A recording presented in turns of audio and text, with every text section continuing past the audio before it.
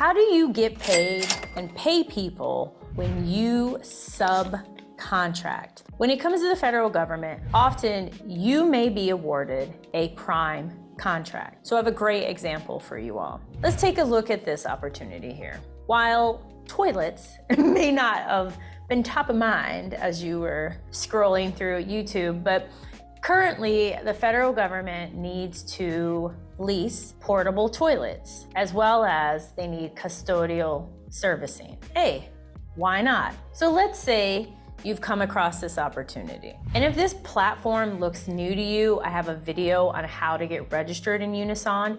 You will need a cage code. You will need some just basic business information to get logged in to be able to bid on opportunities just like this one right here. I actually have a coaching client who sells a variety of porta potties. Who would have thought? And this is one of her big areas. So let's say you came across this opportunity and you're like, oh my goodness, I could totally do this. This is something that I could bid on, and hey, why not? So what's key is to understand how are they going to base this award? How do you go about this? As well as how do you get paid and pay the vendor? Here in Unison, this particular opportunity is based on lowest price. So then your next step would be to obtain 3 to 5 price quotes from various companies who provide these porta potties, preferably those located in the same vicinity as the body of work. But you never know. Just as what I'm going to talk about in this video, there are those out there who offer porta potties, but because they have this amazing network, while they may be located in New Mexico, perhaps they're able to give you the service you need all across America. So never make assumptions. So for this opportunity, they need portable toilets equipped with hand wash sinks, quantity 3, and custodial servicing in accordance with the statement of work. Base year at the Georgia Port Authority, 3 locations, servicing 3 times each week. So for this type of opportunity, you have the potential to make money on the portables as well as on the people cleaning the portables. So this is a really great opportunity because you have 2 revenue streams coming in. When it comes to this, I know you're already wondering, well, how do I get paid and how do I pay these people?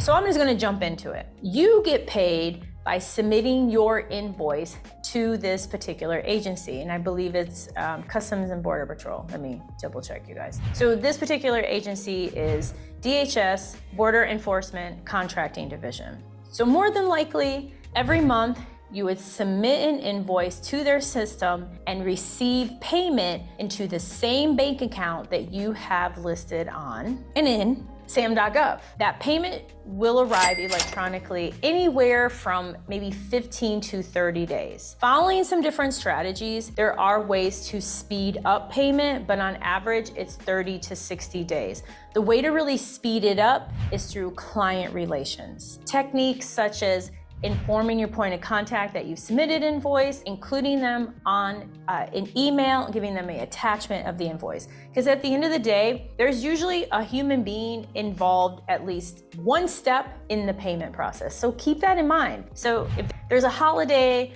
or it's summer, chances are people may not be in the office. So it's great for you to be aware of this because you have to issue payment to the company providing this service. So let's say for this particular opportunity, you partner with Tammy's Toilets. For this contract, just work with my numbers, you are paid $100. You already informed Tammy that you are going to pay her $50. So then you're pocketing $50, you have a 50% profit, and now she's being paid $50. Well, Tammy, because she's really good with her numbers, maybe of that money, she's only paying out $5 in portables and maybe just $10 in labor, leaving her with $35. So for Tammy, hey, this is a great profit. Out of $50, she's keeping $35. Who wouldn't want to do something like that? The way it gets better.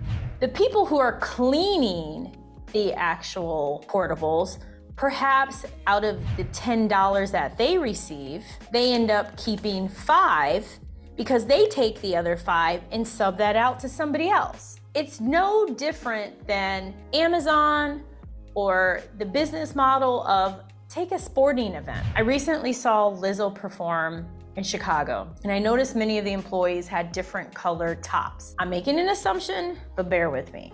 More than likely, some of the employees work for that arena. Some of the people are subcontracted, and probably some of the people are subcontracted. There's no end to the different layers of subcontracting that occurs. What's important about it is that the main subcontractor who you are working with, they understand out the gate how much they will be paid, when they will be paid, and that you have the proper paperwork set up in place. An NDA, they've completed a W-9, as well as any other documents that you want them to complete to do business with you.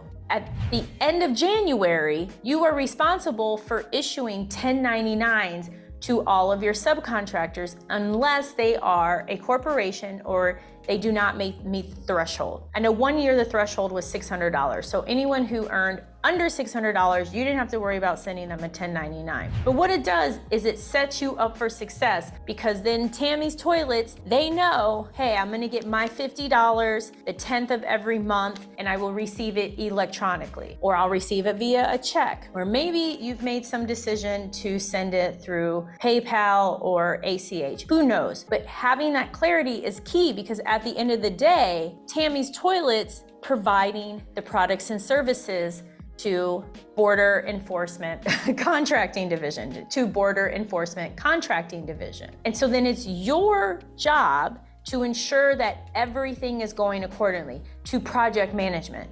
To project manage. This isn't something that you just take on, you hand off to Tammy, hey, I'm good, let me go do another one and do this some more. That is not the case whatsoever. Because what will end up happening is DHS will think, well, why am I going through you when I could just directly go through Tammy?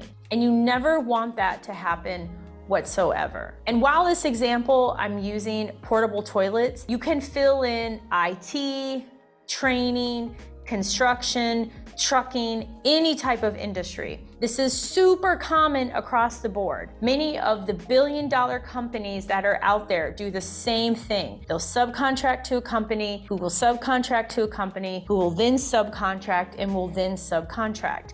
Because at the end of the day, everyone's still making a piece of the pie. Whether you're making $50, $20, $10, even $1, you're still making something. And for somebody, $1 is still enough.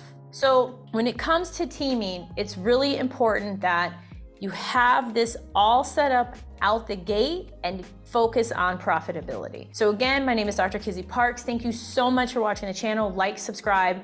If you haven't already, please get a copy of my latest book, winnerswaybook.com, winnerswaybook.com. It outlines all the steps that you need to take in order to win federal government contracts faster than doing it on your own. And if you haven't already, again, like, subscribe, hit that notification button.